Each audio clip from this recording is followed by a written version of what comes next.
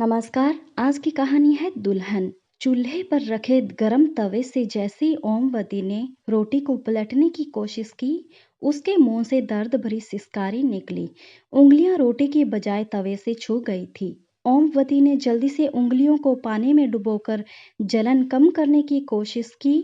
इतने में तवे पर रखी रोटी भी जल गई। बेबस ओमवती ने गुस्से में अपनी लाठी उठाई और चूल्हे को छोड़कर आंगन में बिछी चारपाई पर पसर गई।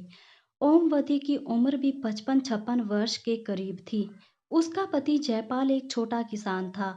आर्थिक तंगी ज्यादा होने की वजह से वह परिवार चलाने के लिए मजदूरी भी किया करता था। दुर्भाग्यवश 15 साल पहले मिट्टी से भरी ट्रॉली में दबने से जयपाल की मौत हो गई थी। अब घर की जिम्मेदारी 20 बरस के बेटे सुंदर पर आ गई। 1.25 एकड़ जमीन और मजदूरी करके माँ और 3 बहनों का भरण पोषण किया। तीनों बहनों की शादी करने में वह जमीन भी जाती रही। जिम्मेदारियों को निभाते निभाते सुंदर कब 34 वर्ष का हो गया, पता ही नहीं चला। ओमवती ने नाते रिश्तेदारों में सुंदर के रिश्ते की बात चलाई, मगर उम्र और गरीबी को देखकर सबने कन्नी काट ली। समाज वाले कहने लगे, भाई जमीन तो है नहीं, उम्र भी 35 की होने को है, ऐसे में कौन देगा अपनी बेटी। ओमवती के आंखों को दिखना कम हो गया और हाथ पैर भी कब तक साथ देंगे। ओमवती अपनी उंगलियों के पैरों को सह लेते हुए फिर से उठी और लाठी के सहारे चलकर चूल्हे के पास बैठ गई। वह बड़बड़ाई, कमबख्त, मौत भी तो नहीं आती। रोज रोज मरने से अच्छा है एक ही दिन मर जाऊं। चूल्हे के पास बिछे पटरे पर बैठकर तवे से जली रोटी हटाई, फिर से रोटियां बनाने लगी। भगवान भी क्यों बुलाएगा, उसने तो सारे दुख मेरी ही किस्मत में लिख दिए हैं। मत बुला। ओमवती ने रोटियां बनाकर कपड़े में लपेट कर रख दी। साबुत लाल मिर्च निकाली और नमक पानी डालकर चटनी पीस कर रख दी। फिर खाट पर लेट गई। सुंदर कंधे पर फावड़ा लिए घर पहुंचा। ओमवती अभी किस्मत को कोस ही रही थी कि सुंदर मुस्कुराकर माँ के पास पहुंचा। क्या अम्मा, आज भी भगवान जी से शिकायत कर रही हो? हाँ, कर रही हूँ शिकायत। सुंदर समझ गया। माँ की उंगलियों के पैरों में छाले उभर आए थे। देखकर सुंदर दुखी हो गया। कहने लगा, माँ कितनी बार कहा है, रोटियां मैं बना दिया करूँगा, कितना वक्त लगता है। थोड़ी सी रोटियों में जला ली ना अपनी उंगलियां। ओमवती सुबकने लगी। माँ को दुखी देखकर सुंदर भी रोने लगा। सुंदर बोला, अम्मा, गलती भगवान की नहीं, मैं ही नालायक निकला। कोई मेरे रिश्ते के लिए तैयार नहीं। आज अगर कोई रोटी बनाने वाली होती तो तुम्हें हाथ नहीं जलाने पड़ते। मेरा बुढ़ापा तो तेरे सहारे कट जाएगा। 2-4 साल में मैं मर जाऊंगी, पर तेरा सहारा कौन बनेगा बेटा। सुंदर ने रोटियां और चटनी कटोरी उठाई और खाट के पास बैठकर अम्मा को खाना खिलाने लगा। बीच बीच में एक हाथ से अम्मा को पानी भी पिला देता। बेटे के हाथ से रोटियां खाकर ओमवती अपना सारा दुख भूल गई और हंसते हुए बोली, मेरी सुंदर जैसी औलाद तो किस्मत वालों को ही मिलती है। चटनी रोटी खाकर सुंदर फावड़ा लेकर निकल गया। ओमवती ने रोज की तरह अपनी लाठी उठाई और घर से बाहर निकली। कुछ दूरी पर बबूल का बड़ा सा पेड़ था।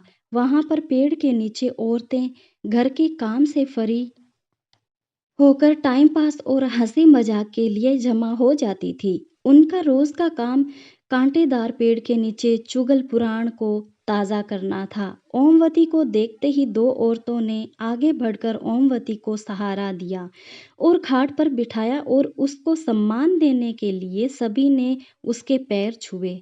उनमें से एक बोली, माँ जी, सुंदर चला गया क्या? हाँ, रोटी खाने आया था, खाकर चला गया। दूसरी औरत बोली, अरे क्या, कोई होती तो रुकता भी, माँ जी के बाहर जाने का इंतजार करता। सभी औरतें खिलखिलाकर हंस पड़ी। ओमवती ने बुरा नहीं माना। वह जानती थी, जैसी भी है औरतें खराब नहीं है, साफ दिल की है, तभी तो उस जैसी गरीब बेबस को इज्जत देती है। औरतों ने ओमवती को चुप देखकर बात शुरू की। माँ जी, रोटी बेलने वाली चाहिए एक, किसी रिश्तेदार से कहिए रिश्ते के लिए कोई गरीब की हो, सबसे बोल दिया। ओमवती ने बात अधूरी छोड़ दी। माँ जी, आपका बेटा श्रवण कुमार है, इतनी उम्र हो गई, कभी किसी की बहू बेटी को नजर उठाकर नहीं देखा।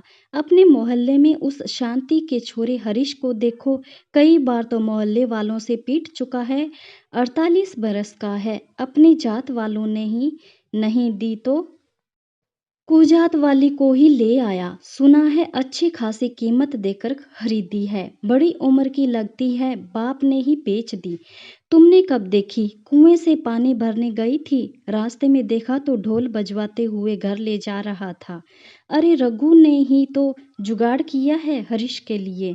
चलो, राम मिलाई जोड़ी बन गई। सभी खिलखिलाकर हंसने लगी। औरतों की बातें शरारती होने लगी थी। ओमवती उठकर लाठी टेकते हुए घर आ गई। मन में बेचैनी हो रही थी। कुछ सोच विचार करने के बाद वह घर की कच्ची कोठरी में घुसी और खुरपी से एक कोने को खोदने लगी। करीब 1.5 हाथ नीचे गड्ढे में एक पोटली निकाली और गड्ढा भर दिया। पोटली को छप्पर में खोसकर वह खटिया पर लेट गई। सुंदर का काम से लौट कर आने का वक्त हो चुका था, मगर ओमवती ने रात की रोटियां नहीं बनाई। सुंदर पहुंचा, फावड़ा कोने में रखा और चूल्हे को उदास देखकर बोला, अम्मा आज रोटी नहीं बनाई क्या? ओमवती उठी और वह पोटली लाकर सुंदर के हाथ में थमा दी। अम्मा, यह क्या है? इसमें चांदी के जेवर है, मैंने बहू के लिए बचा कर रखे थे, इन्हें बेचकर बहू ले आ। सुंदर हंसते हुए बोला, अम्मा पागल हो गई क्या? बहू कोई बाजार में बिकती है जो ले आऊं? हाँ बिकती है, उस पार मोहल्ले का हरीश लेकर आया है, आज पैसा देकर तुम भी ले आओ। अम्मा, गांव में थू थू हो जाएगी, नाते रिश्तेदार सब क्या कहेंगे? सब आना जाना बंद कर देंगे। क्यों होगी थू थू? इतनी ही चिंता है नाते रिश्तेदारों को तो क्यों नहीं करा देते तुम्हारा ब्याह? किसी ने पूछा है आज तक तुझसे? मरते मरते उंगलियां जलाऊं मैं, जीते जी सुख नहीं देखा। बिना पोता पोती का मुंह देखे मरना चाहता है? मुझे ओमवती फफक कर रो पड़ी। अम्मा के आंसू सुंदर से नहीं देखे गए। रुआंसी आवाज में बोला, अम्मा रो मत, तू जैसा कहेगी वैसा ही करूंगा, तेरे सिवाय मेरा है ही कौन दुनिया में। अब चुप हो जा। सुंदर की बात सुनकर ओमवती के आंसू थम गए।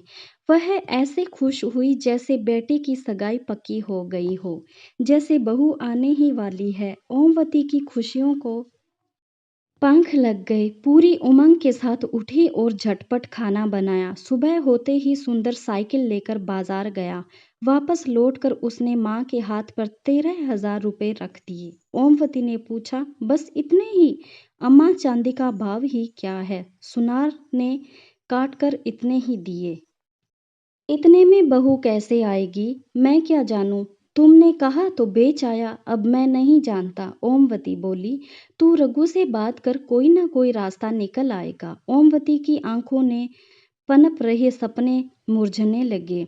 गरीबों की खाई में उसकी हसरतें फिसलती और मरती रही हैं। गरीबी ना होती तो सुंदर के पिता मिट्टी में दबकर क्यों मरते? सुंदर अपनी उम्मीदों को क्यों दफन करता? झोंपड़ी में मायूसी ना होती, दादी कहने वाली तोतली आवाज गूंजती। गरीबी ने सब उम्मीदें खत्म कर दी थी। गरीबी एक बार फिर से सपने के आकार लेने से पहले ही रोड़ा बन गई। सुंदर खुद की किस्मत को कोस रहा था। अम्मा को बुढ़ापे में सुख ना दे सका।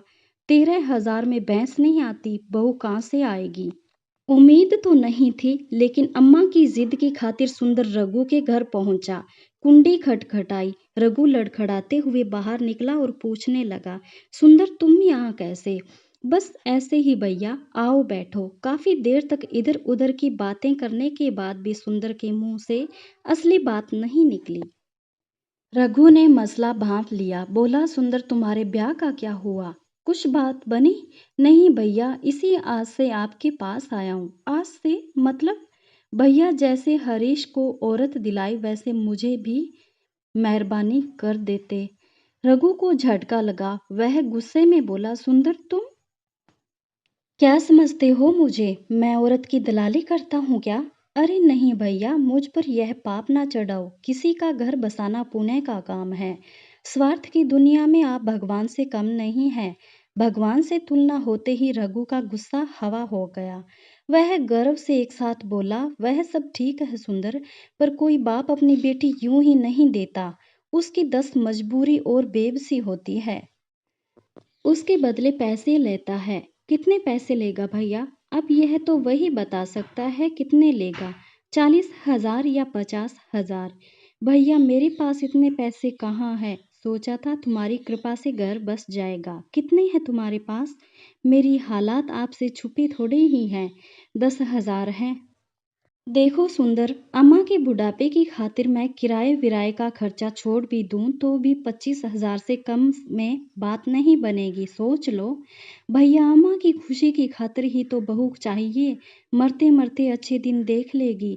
रघु कुछ देर मौन रहने के बाद सोच कर बोला, अम्मा की खुशी की बात है तो एक काम कर सकता हूँ। जिंदगी भर के लिए ना सही, कुछ सालों के लिए खरीद लो। 5 साल के लिए उधार दिला दूंगा। अम्मा इससे ज्यादा जिएंगी नहीं। सुंदर को झटका लगा। कुछ साल के लिए? मैं तो जीवन भर किसी की बेटी को सम्मानपूर्ण जीवन देना चाहता हूँ। सुंदर चिंता में डूब गया। फैसला कठिन था। मन तो हुआ कि मना कर दे, मगर तब भी अम्मा के चेहरे पर तैरती मुस्कान याद आ गई। भैया अगर मैं 5 साल बाद पूरा पैसा दे दूं तो फिर तुम्हारी अगर नहीं दे पाई तो वह रुकेगी नहीं। सोच लो। ठीक है भैया, पर अम्मा को मत बताना कि सिर्फ 5 साल के लिए है, दुखी हो जाएगी। बात पक्की हो गई। दूसरे दिन सुंदर ने 10,000 रघु को दिए और रघु वादे के मुताबिक 10 दिन बाद 30-32 साल की औरत अपने घर ले आया। खबर पाकर सुंदर अम्मा के साथ रघु के घर पहुंचा। हाव भाव से मजबूर और सहमी सी नजर आती थी। नाम था सरिता। अम्मा तो देखते ही निहाल हो गई। खूब प्यार किया। उसी शाम बढ़िया साड़ी, शॉल, सैंडल और सजने संवरने की चीजों का बॉक्स लेकर दे दिया। सुंदर दुल्हा बना और गाजे बाजे के साथ सरिता को दुल्हन बनाकर अपने घर ले आया। गांव में हल्ला मच गया और थू थू होने लगी। यहाँ तक कि सुंदर के गांव में बहिष्कार की ही बातें होने लगी। सबने सुंदर को कोसना शुरू कर दिया। पास पड़ोस के लोगों ने तो रिश्ता खत्म कर लिया, परंतु अम्मा के घर बरसों बाद खुशी आई थी। उसके पैर जमीन पर नहीं पड़े थे। सबसे बेखबर अम्मा की खुशी का ठिकाना नहीं था। दूसरे ही दिन से सरिता ने चौका चूल्हा संभाल लिया। जितना सोचा था सरिता उससे भी ज्यादा अच्छी निकली। पानी भरकर लाती, कपड़े धोती और यहाँ तक कि सोने से पहले अम्मा के पैर दबाती। सरिता ने पूरे घर को बहुत अच्छे से व्यवस्थित कर दिया। सरिता के आने से घर स्वर्ग बन गया। कुल मिलाकर हर तरीके से सरिता सुशील धर्म पत्नी साबित हुई। वक्त पंख लगाकर उड़ने लगा। 1.5 वर्ष बाद सरिता ने बेटे को जन्म दिया। सुंदर की सुनी जिंदगी में बाहर आ गई और अम्मा को खिलौना मिल गया था। अब तो अम्मा की रंगत ही बदल गई। दिन भर पोते के साथ खेलती और हंसते हुए कहती, अब तो इसका ब्याह देकर ही मरूंगी। दुखों के सागर में सुखों का टापू मिल गया। सुंदर मजदूरी से फुर्सत मिलते ही घर पहुंचता। सरिता कंधे से फावड़ा लेकर रख देती, पानी देती, प्यार से खाना खिलाती। सुंदर बुरे दिन भूल गया। सरिता बोलती कम थी। बच्चे की उछल कूद ने घर को खुशियों का आंगन बना दिया। घर में प्यार और सुख की महक बस गई। देखते ही देखते 4 साल बीत गए। सरिता से बिछड़ने का साल शुरू हो गया। सुंदर उदास रहने लगा। खूब मेहनत करने के बाद भी वह चंद हजार रुपए नहीं जुटा सका। एक एक दिन बीत रहा था। मजदूरी से जो मिलता वह 4 सदस्यों का पेट पालने में ही खत्म हो जाता था। जैसे जैसे वक्त बीत रहा था, सुंदर की बेचैनी भी बढ़ रही थी। गांव भर में काम तलाश करता रहता। जी तोड़ मेहनत करने के कारण सूख कर कांटा हो गया। शरीर जवाब दे रहा था। बीमार हुआ मगर काम पर जाता रहा। 10 महीने बीत गए। 2 महीने ही बचे थे। एक दिन अचानक आकर रघु सामने खड़ा हो गया और धमकी भरे अंदाज में बोला, सुंदर 2 महीने बचे हैं, पैसे देते हो या? सुंदर ने फावड़ा तान दिया और गुस्से में बिफर कर बोला, खबरदार जो ऐसी बात की। सरिता मेरी जिंदगी है, मेरी सांस है, कोई अलग नहीं कर सकता। आइंदा ऐसी बात ना करना। रघु तो घुटा हुआ शातिर था। वह कमजोर की नब्ज दबाना चाहता था। गुस्से से बोला, सुंदर औकात में रहना, तुम जैसे 4 पति खड़े हो जाएंगे सरिता के। उसका पिता और पूरी बेड़ियों की बिरादरी हंगामा कर देगी, जेल हो जाएगी तुम्हें बीवी के चक्कर में, अपने बेटे को भी खो दोगे, अम्मा जीते जी मर जाएगी। सुंदर उल्टे पांव घर की ओर लौटा और रुपयों का बक्सा खोलकर रुपए गिने तो बहुत कम थे। रघु अब 30,000 मांगने लगा था। सुंदर फूट फूट कर रोने लगा। आवाज सुनकर अम्मा और सरिता दौड़ी आई। पूछने लगी, क्या हुआ सुंदर? सुंदर रोए जा रहा था। सरिता एक तरफ खड़ी सब देख रही थी, हमेशा की तरह खामोश, चिंतित और सहमी हुई। सरिता ने सुंदर के चेहरे पर उभरे हुए दर्द को महसूस किया। सुंदर ने सरिता की भीगी हुई आंखों को देखा। अम्मा माजरा समझ ना पाई। दुख और बेचैनी में सुबह से शाम हो गई, उम्मीद की कोई किरण नजर नहीं आई। सुंदर रोते रोते सो गया। अचानक आधी रात में सोते सोते सुंदर चीखने लगा, रुक जाओ, मेरी सरिता को मत लेकर जाओ, मैं इसके बिना जिंदा नहीं रह सकता। हड़बड़ा कर सरिता उठी। अम्मा दौड़ी आई। बच्चा सहम गया। अम्मा बोली, क्या हुआ बहू, यह चीख क्यों रहा है? सरिता हमेशा की तरह खामोश, बेचैन और चिंतित। अम्मा इन सब बातों से अनजान थी, नहीं समझ सकी। अब सिर्फ 3 दिन बाकी थे। सुंदर ने किस्मत के आगे हार मान ली। उसकी हालात पागलों जैसी हो गई। बस एक टक अपनी सरिता को घूरता रहता। सरिता सुंदर से नजरें चुराकर खुद को व्यस्त रखती। बिछड़ने की बेला आ पहुंची। आज आखिरी शाम थी। सुंदर ने 3 दिन से मुंह में निवाला तक नहीं लिया था। सरिता ने अम्मा के काफी देर तक पैर दबाए, बेटे को सीने से लगाकर खूब प्यार किया। बेटे को अम्मा के पास लिपटा कर सुंदर के पास पहुंची और सुंदर के सीने से लग गई। दोनों के आंसू रुकने का नाम नहीं ले रहे थे। सरिता पहली दफा फूट पड़ी और दोनों हाथों से कसकर सुंदर को पकड़कर बोली, मुझे बचा लीजिए, मैं तुम्हें छोड़कर जाना नहीं चाहती। मुझे अपने बेटे और अम्मा से अलग मत होने दो। दोनों फूट फूट कर रोए। रोते रोते सुबह हो गई। पंछियों की मधुर आवाज फिजाओं में गूंजी। सुंदर ने सरिता का हाथ पकड़कर कहा, तुम्हें मुझसे कोई अलग नहीं कर सकता, भगवान भी नहीं। इतना कहकर सुबह 5 बजे ही बाहर निकल गया। सरिता की हालात बिल्कुल ऐसे सुहागन की थी जिसे कुछ देर में विधवा का आभास हो चुका था। उसे एहसास था कि शाम को किसी भी वक्त उसे विदाई हो जाएगी और उसे सुंदर से अलग कर दिया जाएगा। दोपहर 3 बजे सुंदर मिठाई के डिब्बे के साथ घर लौटा और खुश होता हुआ बोला, सरिता, अब यह उदासी छोड़ो। अब कोई तुम्हें मुझसे, मेरे बच्चे से अलग नहीं कर सकता। रघु के मुंह पर पूरी रकम मार कर आया हूँ, इतने पैसे। हाँ, अब कोई चिंता नहीं। खुद को 2 साल के लिए गिरवी रख दिया मैंने पहलवान चौधरी के यहाँ। 32,000 में 2 साल मजदूरी करूंगा, सुंदर ने खुश होते हुए बताया। सरिता सिहर गई। यह तुमने क्या किया? घर कैसे चलेगा वह मुझे नहीं पता। खुद को गिरवी रखने से ज्यादा कीमती मेरे लिए तुम हो, लेकिन रोजी रोटी का इंतजाम। लंबी खामोशी के बाद सरिता पहली बार चहकी, मुस्कुराई और सुंदर के गले लग गई। बोली, तुमने मुझे नरक में जाने से बचा लिया, मेरा आंचल खुशियों से भर दिया। औरत होने का सच्चा सुख दिया है तुमने। मेरी उधार की खुशियों के लिए तुमने खुद को गिरवी रखा। अब तुम्हें मुक्ति दिलाने का हक मुझे दे दो।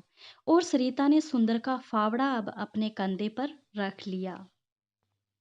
अगर आपको मेरी कहानियाँ पसंद आ रही है तो प्लीज़ मेरे चैनल को सब्सक्राइब जरूर कीजिएगा। धन्यवाद।